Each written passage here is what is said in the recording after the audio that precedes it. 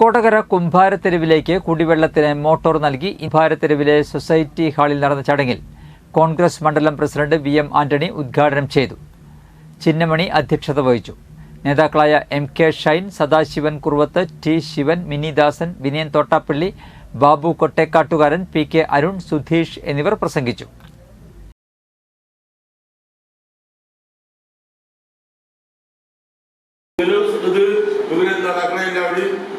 അഭിപ്രായത്തോട് യോജിച്ചാണ് ഞാനൊന്നും ചെയ്തത്.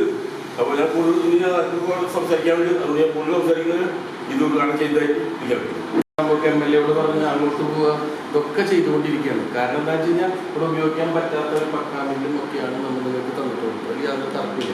അവരെന്തിനോ വേണ്ടി ആർക്കോ വേണ്ടി ആ 1 കോടി രൂപ കൂടെ ചെലവഴിച്ചതൊഴിച്ചാൽ ഒരു ഗുണകരമാകുന്ന രീതിയിലേക്ക് കൊണ്ടുവന്നിരിക്കുക എന്നുള്ളതൊരു വാസ്തവം തന്നെയാണ്.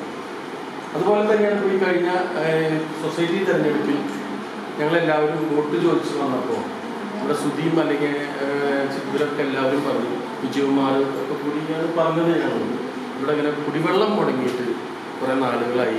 പഞ്ചായത്തിനോട് ഞങ്ങൾ പറഞ്ഞു തോറ്റു, ഞങ്ങൾക്ക് ഇതുവരെ അതിനുള്ള